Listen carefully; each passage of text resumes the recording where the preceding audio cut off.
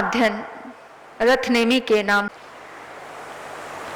अरिष्टनेमी के नाम से नहीं है। 22वां अध्ययन रथनेमी के नाम से है। अगर परमात्मा ने किसी के नाम से अध्ययन दिया, वो आत्मा साधारण नहीं होगी। मोहब्बत की थी रथनेमी ने, प्रेम किया था, लेकिन अनुबंध, 9 भावों की प्रीति कहीं और खींचती है राजुल को। अपने भाई की शादी की बात तब तक नहीं हुई थी। एक कहीं पर कभी कभी ऐसा होता है ना कि द्वारिका नगरी के बड़े अच्छे रिलेशन थे, क्योंकि चचेरे भाई थे। पहला एक समय था, उस समय में शौर्यपुर नगर में समुद्र विजय रहते थे, और वहां पर कुछ परेशानियां आई, कुछ आक्रमण हुए किसी वजह की वजह से। ये बहुत बड़ा इतिहास है। उसको छोड़ करके वो फिर द्वारिका नगरी के आसपास अधीनस्थ राजा की तरह रहने लगे थे, वहीं पर रहते थे।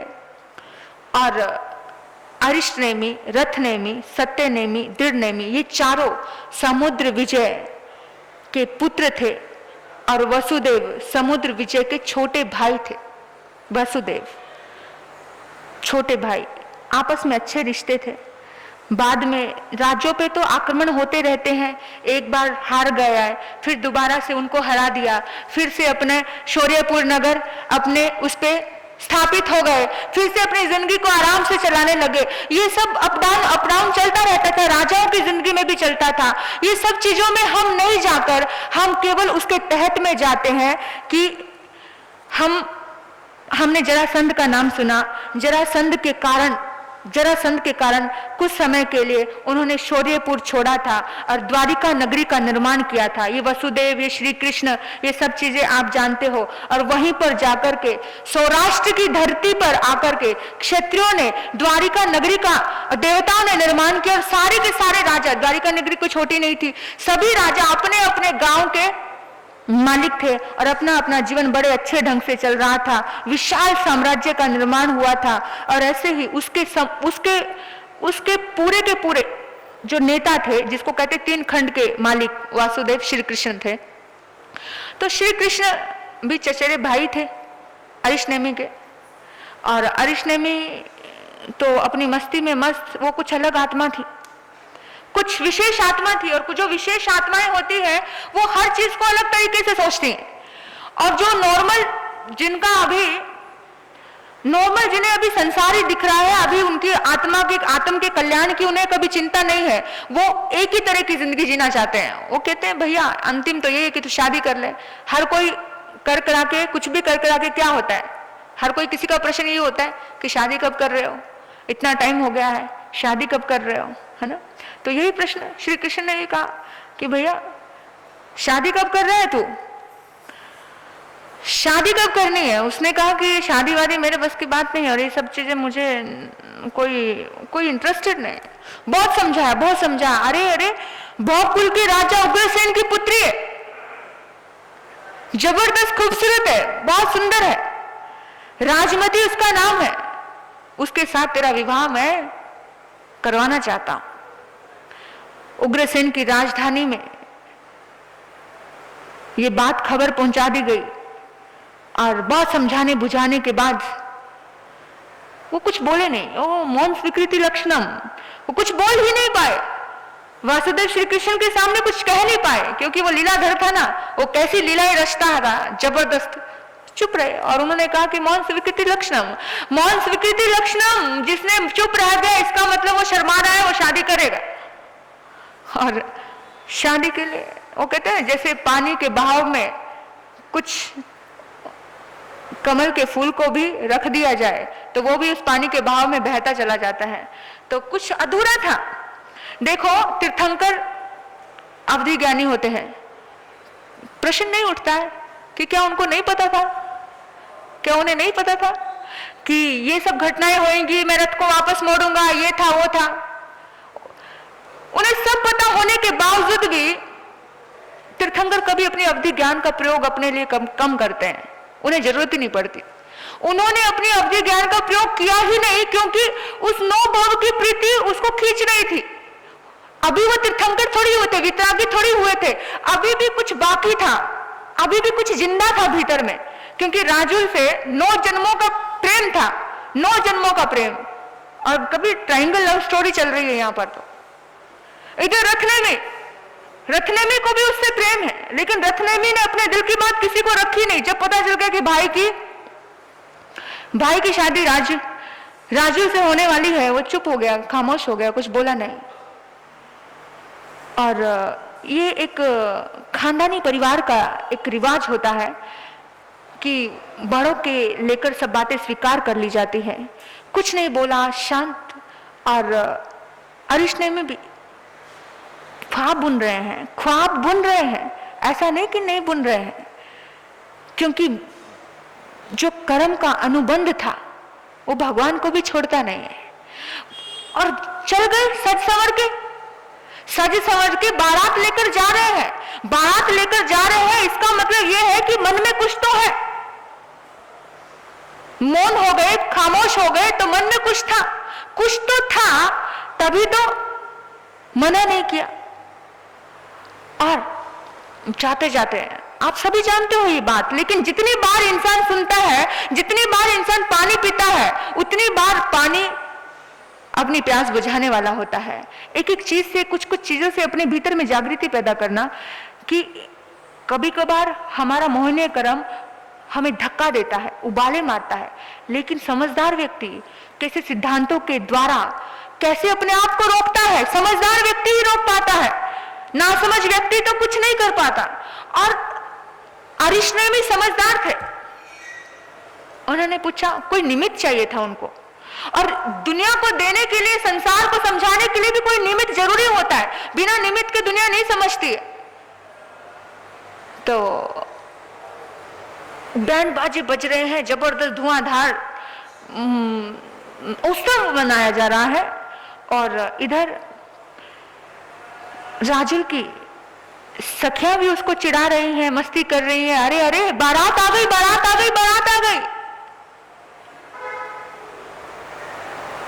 नीम कुंवर जी की जान देखवा, उमड़ पड़ा नर नारी। नीम कुंवर जी की जान देखवा, उमड़ पड़ा नर नारी। सूरत जाकी भोली भाली, सूरत वाकी भोली भाली, लागे सबने प्यारी। राजुल काने में प्राणों से प्यारा, राजुल काने में प्राणों से प्यारा। जैसे ही नीम कुंवर की जान यानी बारात, जब बारात देखी तो सारे के सारे उमड़ पड़े, सारे के सारे नीचे दौड़ पड़े बारात की अवगानी करने के लिए, उसका स्वागत करने के लिए, उन्हें लेने के लिए। पूरी जनता और राजुल सज धज के 16 श्रृंगार करके उन्होंने कहा कि अरे नेमनाथ जी आ गए हैं, चलो चलो। तो वो भी बेचैन होती है, क्योंकि 9 भव का जन्मों का प्यार, 9 जन्मों से एक साथ जो आत्मा जी रही हो एक दूसरे के साथ, अब इस जन्म में फिर 25 साल बाद मिले हों तो कैसी फीलिंग होगी। वो तो कुछ तो भी अनुबंध तो होता है। तो उसने भी झरोखे से देखा, खिड़की खोली और कुछ धुंधला कुछ दिखाई दिया।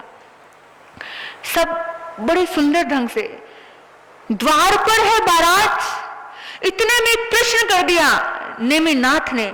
इतने शोर शराबे में भी करुणा की कैसी भावना होगी कि किसी का हल्का सा रुदन, हल्की सी चिंगाड़, हल्की सी कुछ टच कर रहा है कानों में।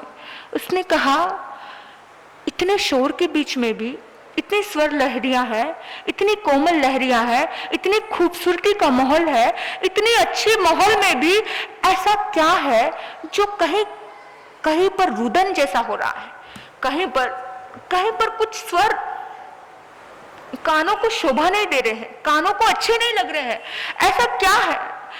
और कहा कि ये रुदन मुख पशुओं का है, उन पशुओं को बांधा गया है। बोला क्यों बांधा गया है, क्यों बांधा गया? अब कोई नई बात थी क्या? क्षत्रिय राजा तो खाते थे, मांसाहार करते थे, कोई कोई थे नहीं करते थे, लेकिन क्षत्रिय राजाओं का तो ये करना ही था। राजा महाराजाओं का तो ये मदिरापान, सुरापान, ये करना वो करना, ये तो उनका ट्रेंड था। लेकिन एक आत्मा अलग होती है उसके भीतर में भी, जो जब आत्मा को जागना होता है तो विशेष प्रकार से वो आत्मा जागती है। और वो आत्मा एकदम से कहा कि क्यों बांधा है, ये पीड़ित है, ये रो रहे हैं, क्यों? बोला इनको मौत का भय है। पर क्यों मौत? आपकी बारात में जितने भी लोग आए हैं ना, उन सबको भोजन करवाना है। इस बात का अभी काटे जाएंगे, अभी मारे जाएंगे, अभी जिंदगी खत्म हो जाएगी, इनको इस बात का डर है। और एकदम बस लग गया, सारथी खड़े हो गए, रथ को वापस मोड़ो। बोला क्या हुआ? अरे क्या हो गया आपको? बोला कि नहीं, मनुष्य जन्म बड़ा दुर्लभ है। हर मानव को समझना चाहिए कि मनुष्य जन्म जैसा कीमती कुछ नहीं है। और इस मनुष्य जन्म को मैं अपनी जिंदगी की शुरुआत इतने लोगों की मौत से करूंगा। मुझे ऐसी शादी नहीं चाहिए, मुझे ऐसा जीवन नहीं चाहिए। मैं अपनी जिंदगी की शुरुआत इतने मुक्त प्राणियों की दर्द से शुरू करूंगा। रथ को वापस मोड़ लो। बोला ये क्या कर रहे हो? नहीं सारथी, मैं जो कह रहा हूं वो करो। और कहा कि मुझे नहीं करनी है शादी, मुझे नहीं जाना। एक बार आत्मा जागी, राजुल का तो ध्यान करो, राजुल का तो ध्यान करो। लेकिन राजुल के दुख से भी ज्यादा ये दुख ज्यादा था कि मर जाएंगे। वो जिंदगी जिएगी लेकिन ये मर जाएंगे, और बस उसकी मौत मुझे नहीं चाहिए, उसका दर्द मुझे नहीं चाहिए अपनी जिंदगी में। और रथ को वापस मोड़ लिया। और जैसे ही ये खबर पहुंचती है राजुल के पास, एक जगह पर बारात मुड़ जाए तो कैसी हालत होती है सोचो जरा। सब तरफ खबर पहुंच गई और राजुल तो देखते सामने देख रही है कि वो मुड़ के जा रहे हैं, मूर्छित होकर गिर गई।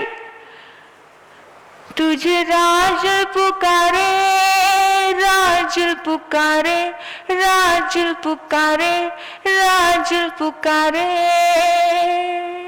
वो पुकार करती है, पिया को हाय क्या हो गया, पिया को हाय क्या हो गया। वो चिंतन करती कि ऐसा क्या कर दिया, मेरी क्या गलती है, मैंने क्या कर दिया, मैंने मेरे बारे में जरा नहीं सोचा, मेरा क्या गुनाह था।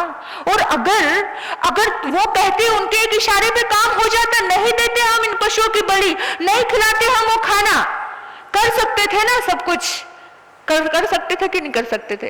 अगर बारात में आया हुआ अगर दूल्हा, आपको भी अगर दूल्हा कह दे कि मेरे शादी में शराब नहीं चलेगी, तो क्या रखोगे क्या? जैसा सामने वाला करेगा करेंगे ना। लेकिन था ये सब चीजें ऐसे ही घटनी थी। ये अनुबंध वहां तक खींच के आना था, वो झलक राजुल को मिलनी थी, वो सब चीजें होना था। यहाँ अवधि ज्ञान का प्रयोग नहीं किया, कुछ भी नहीं किया, बस वो बहाव में जैसे कमल का फूल उस पानी में बहता बहता चलता रहता है, ऐसे ही वो कर्मों के बहाव में बह रहे थे। तीर्थंकर को भी बहना पड़ता है, यहां तक का अनुबंध था। और जब मूर्छित होकर गिर गई, सबने होश दिलाया उसको, सब एकदम बोला। और वो बोलती कि मेरे पिया चले गए, मेरे नेमिनाथ चले गए, क्योंकि मेरे सब कुछ थे, वो मेरे सर्वस्व थे। वो ऐसी प्रीति, उसे नहीं पता कि मैं नौ भवों के साथ उसके साथ थी, 9 भवों से वो मेरा अपना बन रहा था, उसे कुछ नहीं पता। लेकिन उसको लगता है कि बस वो नहीं तो कोई भी नहीं। समझाया, पिता ने समझाया, माता ने समझाया, बेटा एक से एक राजकुमार तेरे लिए खड़े हैं, तू इतनी खूबसूरत है, तेरी खूबसूरती में कोई कमी नहीं है, हजारों रिश्ते तेरे लिए लाइन में लग के खड़े हैं, वो कोई बहुत बड़ी 30 मार खाते है क्या? छोड़ उसे, भूल जा। वो कहती नहीं, मैं भूल ही नहीं सकती, मैंने तो उसको मन से पति स्वीकार कर लिया था, मन से वही मेरा पति था, अब कोई पति हो ही नहीं सकता मेरा। कैसी दृढ़ता होगी उसके प्यार में, जबरदस्त। और आपको पता है, जब अरिष्टनेमि उसे चले गए मोड़ करके रथ,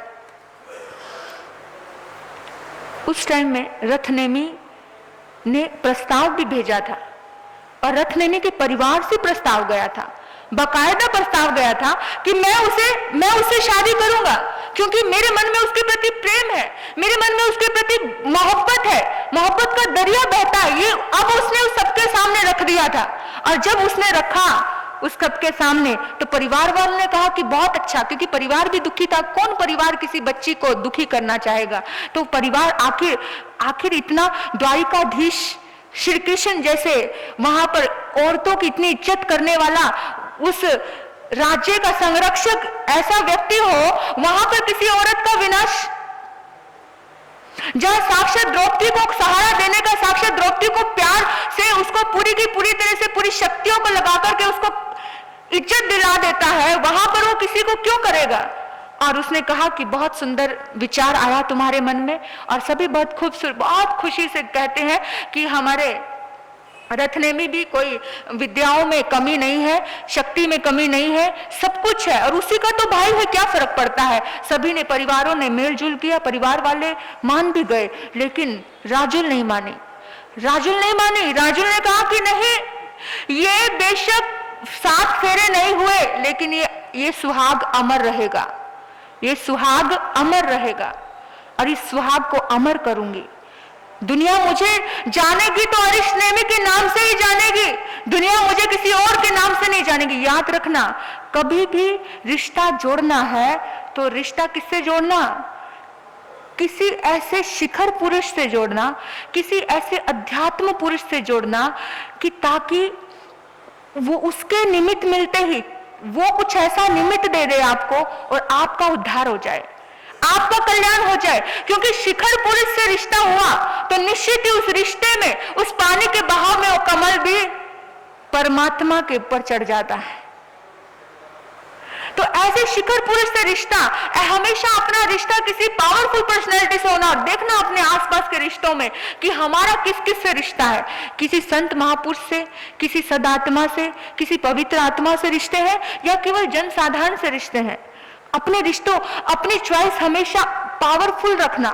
चॉइस कैसी है देखना, आपका प्रेम किस किस से है, क्योंकि आपका प्रेम ही फिर से आपको उसी दुनिया में लेकर जाने वाला है। ये मोह ही तो दुनिया में लेकर, अगर मोह करना ही है तो मीरा के जैसे कर लेना, इंद्रभूति गौतम के जैसे कर लेना। अगर मोह करना ही है तो चंदना की तरह कर लेना। चंदना ने विगत काल में एक संकल्प लिया था, यशोदा और चंदना बहुत बार, क्योंकि ये मामा, काका, चाचा, ये पूरा रिश्तेदारी थी, ये लोग शादी विवाह में कभी कभी मिलते थे, तो उसे बड़ा लगा था, बड़ा धक्का लगा था जब पता चला था कि महावीर की शादी यशोदा से हो रही है। तो उसने मन में एक भाव जागा था कि बेशक तन पर तेरा अधिकार है यशोदा, लेकिन मन पर तो मेरा ही अधिकार होगा, और मैं वो जताते और दिखाते रहूंगी। तो चंदना का अस्तित्व हमेशा के लिए जिंदा रहा। सोचो आप, आज परमात्मा उसको उद्धार करने के लिए उसके लिए अभिग्रह धारण कर लेते हैं। सोचो, यानी कि मन के अनुबंध कितने तीव्र होते हैं। मन के अनुबंध, वैसे मन के अनुबंध तीव्र रखना, किसी पावरफुल पर्सनैलिटी के लिए ही संकल्प करना कि कोश बेशक अगर रोना आए तो चंदना के जैसे रो लेना, मीरा के जैसे रो लेना, गंधर्व गौतम के जैसे रो लेना। सार्थक, रोना भी सार्थक हो जाएगा, दुखी होना भी सार्थक हो जाएगा, मोह भी सार्थक हो जाएगा, क्योंकि उसमें से एक उपलब्धि का जन्म होता है। किसमें से? जब आप किसी पावरफुल पर्सनैलिटी से जुड़ जाते हो, क्योंकि वो पावरफुल पर्सनैलिटी, वो आत्मा आपको, जैसे मैं पहले भी बोलती हूं कि जब एक बड़ी लहर उठती है तो हजारों छोटी छोटी लहरें उठती हैं, कई सारी लहरों को और उठा करके जाती है। तो एक व्यक्ति, एक तीर्थंकर जब उठता है इस दुनिया से, शिखर पर पहुंचता है, सिद्धालय पर पहुंचता है, तो एक तीर्थंकर हजारों छोटे मोटे साधु संतों को कल्याण कर करके उठता है। हजारों, करोड़ों, एक नहीं लाखों एक साथ। कितनी बार हम सुनते हैं कि इतने 500 चोर, एक चोर ने दीक्षा ली थी, प्रभव चोर ने, तो 500 के 500 चोर दीक्षित हो जाते हैं। तो अगर किसी का साथ करना है तो ऐसे व्यक्ति का साथ करना कि ताकि उसके रिश्ते की वजह से हमारा उद्धार हो जाए। और वो चुनना, रिश्ता इंसान के हाथ में होता है चुनना। इंसान चुन सकता है। आज की डेट में भी आप किससे प्यार करना चाहो आप कर सकते हो, किसका सहयोग, किसकी संगत करना चाहो आप कर सकते हो। हमारा और आपका कुछ रिश्ता है, तभी तो आप हमारे साथ बैठे हो। कुछ तो है ना, परमात्मा की जिनवाणी को सुनाने का रिश्ता है। कुछ तो है, कुछ तो था कि आपने कहीं तो भावना भाई थी कि कोई संत मेरी जिंदगी में आए और संतों से उद्बोधन मुझे मिले और इससे तीव्र कुछ रिश्ता रखा होता तो वो भी पूर्ण होता है। क्योंकि आज हम जो भी कुछ है हमारी ही सोच का परिणाम है, और कल आप जो भी कुछ होंगे वो आपकी ही सोच का परिणाम होगा। और ऐसी सोच आपको तार देती है। रिश्ता हमेशा ऐसी महान आत्मा से रखना जो पवित्र आत्मा हो। और जब रिश्ता लेकर गए तो उसने कहा कि नहीं, मैं तो अरिष्टनेमी की ही विहाता कहलाऊंगी, अरिष्टनेमी की ही पत्नी कहलाऊंगी। मैंने मन से उसे पति मान लिया और जिस राह पर मेरे अरिष्टनेमी चले हैं ना उसी राह पर जाऊंगी। और चल पड़ी। उसके साथ में देखो रिश्ता बता रही हूं, राजुल का रिश्ता उसकी सखियों से था, उसकी सहेलियों से था। उसकी सहेलियों ने कहा, उसकी सखियों ने कहा, अरे जब तू छोड़ रही है संसार तो हम भी संसार में नहीं रहने वाले हैं, हम भी तेरे साथ ही चलेंगे। देखो वो सारी सखियां उसके साथ हो गई। ये रिश्ता होता है। रिश्ता जब एक अच्छा व्यक्ति अच्छे मार्ग पर चलता है तो साथ के सभी अच्छे मार्ग पर चलते हैं। एक बुरे व्यक्ति से रिश्ता होता है और अगर वो व्यक्ति बुरे लाइन पे चलता है तो उसके साथ एक खुद तो डूबता है और उसके साथ सबको डुबाता है। तो आप खुद देख लेना, खुद देखना कि जिस टाइम वो बढ़ी आगे और सोचा कि चलो हमको जाना है परमात्मा के दर्शन करने के लिए और भगवान के दर्शन करने के लिए, जो भाव जागता है कि परमात्मा गिरनार पर है, चलो जाते हैं। जहाने में के चरण पड़े गिरनार की धरती है, जहाने में के चरण पड़े गिरनार की धरती है, वो प्रेम मूर्ति राज, वो प्रेम मूर्ति राज उसी पथ पर चलती है, जहाने में के चरण पड़े गिरनार की धरती है। और दीक्षित हो गई है। दीक्षा लेने के बाद वो अरिष्टनेमी भगवान के दर्शन करने के लिए जाती हैं और रास्ते में भयानक तूफान आ जाता है। और आपको बताऊं, रिश्ता बता रही हूं, रथनेमी को भी राजुल से प्यार था।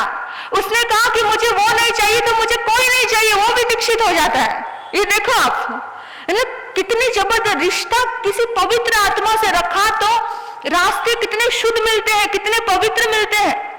सोचो आप, हमेशा एक ही संकल्प करना दिल में कि भगवान बस रिश्ता शुभ होना चाहिए, बस रिश्ता शुभ हो, क्योंकि रिश्ता तो रहेगा जब तक जीवन है, तब तक संसार है, तब तक रिश्ते तो रहेंगे, पर रिश्ता शुभ हो, शुभ के साथ हो तो शुभ अध्यवसाय शुभ लेशाएं प्रकट होती है। और बस क्या कितना गजब का कि वो भी दीक्षित और वो भी दीक्षित, उसे खुद किसी का पता नहीं है, लेकिन वो जा रहा है अरिष्टनेमी भगवान के दर्शन करने के लिए। रास्ते में भयानक तूफान, भयानक बारिश और सारी की सारी सहेलियां उस तूफान में तितर बितर हो गई, सब अकेली हो गई। कोई उस उधर छुप गया, कोई उस गुफा में छुप गया। अब एक गुफा राजुल को दिखी और राजुल भी उस गुफा में चली गई। भयानक अंधेरा था गुफा में, इतना भयानक अंधेरा, और इतनी भीग चुकी थी, कहीं रास्ता दिख नहीं रहा था, कहीं कुछ दिख नहीं रहा था। तो उसने सोचा कि चलो थोड़ा सा कपड़े वपड़े निचोड़ लेती हूँ। कपड़े निचोड़े उतार कर, और अचानक बिजली की गड़गड़ाहट, और उस बिजली की गड़गड़ाहट में उसकी खूबसूरती, उसकी शरीर की सुंदरता रथनेमी ने देखी। और रथनेमी उसी गुफा में ध्यान लगाकर मुनि हुए बैठे हुए थे। और जैसे ही ध्यान भंग हो गया, ये क्या, ये तो राजुल है और कुदरत ने हमको मिलाया है। देखो कैसी कुदरत है, कुदरत ने मुझे मिलाया और इसी के प्यास में, इसी के प्यार में मैं मुनि हुआ था और फिर कुदरत ने मुझे इसको मिलाया। और जैसे ही राजुल को भी लगा कि कोई है, और वो एकदम से सिमट गई। उसने कपड़े वपड़े फिर से अपने शरीर पर लपेट लिए और बोला, राजुल। डर गई, एक पल के लिए डर गई। कौन? राजुल, मैं तेरे से इतना प्यार करता था कि तूने दीक्षा ले ली तो मैंने भी दीक्षा ले ली। राजुल को अभी पता चला कि क्या दीक्षा ले ली। राजुल को अच्छा लगा कि दीक्षा ले ली, खुशी हुई कि दीक्षा ले ली, बहुत अच्छा किया। और फिर कहा, राजुल, परमात्मा ने, कुदरत ने, कुछ प्रकृति ने हमें यहां मिलाया है और बार बार प्रकृति कुछ ना कुछ ऐसा काम कर रही है तो कुछ ना कुछ होगा।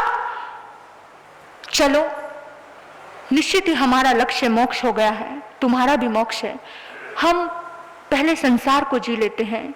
आज भी मेरे परिवार वाले मुझे स्वीकार करेंगे। चलो, हम संसार को जीते हैं, भोग भोगते हैं। संसार को जीने के बाद फिर दीक्षा ले लेंगे और फिर सिद्ध बुद्ध मुक्त हो जाएंगे। तुम चलो मेरे साथ। पहले कदम पे राजुल डरी थी, लेकिन अब नहीं डर रही है। इतनी निडर हो गई, इतनी निडर हो गई, इतनी निडर हो गई। और फिर निडरता में इतनी ताकत उसे आ गई, इतनी ताकत आ गई कि जिसकी कोई सीमा नहीं। वो बार बार अपने प्रेम का निवेदन करता है, बार बार अपने प्रेम की मोहब्बत जता रहा है। और मनुष्य जन्म दुर्लभ है ये बता रहा है, इसलिए भोगों को भोगो ये बता रहा है। लेकिन वो बार बार एक ही आवाज करती है, एक ही आवाज करती है, शीलवान चरित्र आत्मा, संयम से प्यार करो, भवसागर गर तिरना, संसार के भोगों में फंस कर के क्या मरना। सती राजमती को देख रथने में चलित हुए, फटकार पड़ी सती की, संयम में स्थित हुए, चढ़ कर के हस्ती पर, गर्दभ पर क्यों चढ़ना। फटकार दी राजवती ने और कहा, धिक्कार है तेरी आत्मा को। अरे तुझे अभी भी समझ नहीं आया? और कहा, क्या समझना? और राजुल ने, सती राजुल ने उल्टी कर दी, वॉमिटिंग कर दी और कहा, इसको खा ले। अब रथनेमी पागल था उसकी मोहब्बत का, ये निश्चित है, लेकिन इतना पागल नहीं था कि वो उसकी वॉमिटिंग खा लेता। उसने कहा, क्या पागलपन जैसी बातें करते हो, समझ नहीं आता, इतना घोर अपमान। बोला, मैं घोर अपमान नहीं कर रही हूं, तुम ही अपना घोर अपमान कर रहे हो। बोला, मैं कैसे घोर अपमान कर रहा हूं, मैं तो प्रेम करता। बोला, नहीं, मैं तुम्हारे भाई की त्यागता हूं, वो मुझे छोड़कर गए हैं, वो मुझे वमन करके गए हैं। जब वमन करके गए हैं, जब वो मुझे छोड़ करके गए हैं, तो फिर वमन को चाटना अच्छी बात है क्या? और धीरथ हुई तेजस्व कामी, ये 10वें कालिक सूत्र में कहते हैं कि अगंधन कुल का धिक्कार है तुझे, इससे अच्छा तो वो सर्प होता है। अगंधन कुल का सर्प कैसा होता है? एक बार अगर डंक लगा देता है और दोबारा उसको कहे कि वो डंक का उस जहर को चूस ले, उस जहर को निकाल दे, तो वो अग्नि में प्रवेश करना पसंद करता है। एक तरफ अग्नि होती है और एक तरफ उसको, जिसको उसने डंक लगाया है वो होता है, लेकिन वो अग्नि में प्रवेश करना स्वीकार करता है। दोबारा अपने मुंह से निकाले हुए डंक को दोबारा पीना पसंद नहीं करता। तू तो अगंधन कुल का, अच्छे कुल का बन जा, तू ऐसा मत बन। एक बार छोड़ करके दोबारा से उसमें प्रवेश करे। अगंधन कुल में उत्पन्न हुए सर्प धूम की ध्वजा से उस अग्नि में प्रवेश कर जाते हैं, किंतु वमन किए हुए अपने विष को पुनः पीने की इच्छा नहीं रखते। तो धिक्कार है तेरी आत्मा को, तू भोगी हो गया है, तू संसार त्याग के भी तेरे मन में भोग उत्पन्न उत्पन्न हो गया, लेकिन भोग उत्पन्न, देखो निमित्त मिलने से इंसान के मन में, इंसान का मन चलित हो जाता है। हुआ तो वो स्ट्रॉन्ग था, मन तो दीक्षा का ही किया था। संसार में अगर वो भोगों में उलझा हुआ था तो कोई हजारों लड़कियां उसके आसपास थी, लेकिन प्रीति इंसान को कैसे शक्ति सिद्ध शिला तक पहुंचाती है, ये प्रीति ही है, ये प्रेम ही है। लेकिन प्रेम सच्चा होना चाहिए, और प्रेम सच्चा ही था तभी तो दूसरी लड़की की तरफ मुंह नहीं किया, और कोई भोगों में उलझा हुआ व्यक्ति नहीं था।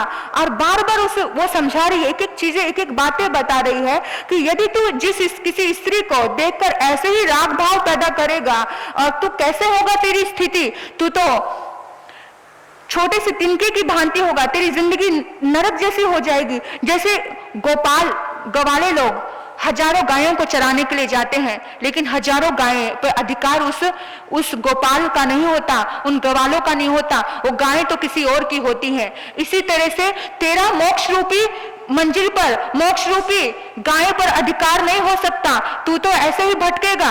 और बड़े बड़े उसके उल्लंघन देती है, बड़े बड़े उल्हाने देती है। और जैसे ये सब बातें उसे सुनाया जाता है, उसे बताया जाता है, तो एकदम से उसके मन में लगता है, जैसे ही उसने उल्टी करके वमन चाटने की बात कही, उसने कहा कि गोपाले को उसकी गांवों पर हक नहीं होता, गोपाल तो केवल किराए का टट्टू होता है, तो तू ऐसे ही किराए का टट्टू बन करके रहेगा। ऐसी ऐसी बातें उसने कही, तो उसके सुभाषित शब्द उसे समझाए, सुभाषित, उस संयम के सुभाषित वचनों को सुन करके रखने में, धर्म में स्थिर होते हैं। एकदम से अपनी आत्मा का बोध होता है कि इसके पीछे, किसके पीछे पड़ा हूं, जो मेरी कदर नहीं करती, जो मुझे वमन करने के लिए, खाने के लिए बोलती है। और फिर एकदम से आत्मा जागती है और वो उपकारी लगने लग जाती है, रथनेमी को उपकारी लगती है। और वो सोचता है कि धन्य है देवी, अगर तू मेरी जिंदगी में नहीं आती तो शायद मेरी आत्मा, मैं आत्मा में स्थित नहीं होता।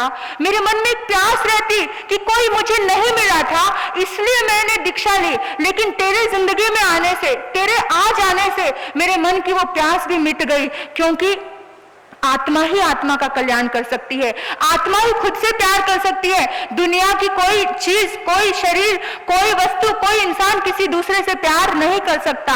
और बस इन भोगों को, इन चीजों को छोड़कर अपनी आत्मा में स्थित हो गया। इतनी साधना की कि केवल ज्ञान और केवल दर्शन की प्राप्ति होकर उससे पहले सिद्ध बुद्ध मुक्त हो गया। देखो आप कि कैसे सिद्धि बुद्धि प्राप्त करने की ताकत एक रिश्ता देता है, कि किसी अच्छे व्यक्ति से मोहब्बत देती है। तो इसीलिए सन्मार्ग को चुनो और अच्छे लोगों को चुनो। हमेशा जब इंसान अच्छे लोगों को चुनता है तो हमेशा ही। और राजुल और अरिष्नेमी का तो जबरदस्त है, अमर ये सुहाग हो गया, अमर ये सुहाग हो गया। उसकी प्रीति, उसके प्रेम की प्रीति, हम जैसा उसने सोचा था वैसा ही हुआ, अमर हो गया। कि अरिष्नेमी को 9 भवों तक भी कोई दुनिया जानती है तो केवल राजुल के नाम से जानती है। ऐसा प्रेम, ऐसी भक्ति, ऐसी शक्ति जब भीतर में प्रकट होती है तो जिंदगी का उद्धार और कल्याण होता है। सन्मार्ग को वर्ण कीजिए, अच्छे रिश्तों को वर्ण कीजिए, ताकि हमारा और आपका कल्याण हो। इन्हीं सद्भाव से मैं अपने वक्तव्य को यहीं विराम देती हूँ। ओम शांति, ओम शांति। आपने मुझे सुना, अनुग्रहित हूँ। और ये 23वां अध्ययन कल कैसे क्या वर्णन आएगा आपको पता चलेगा। इन्हीं सद्भाव से ओम शांति।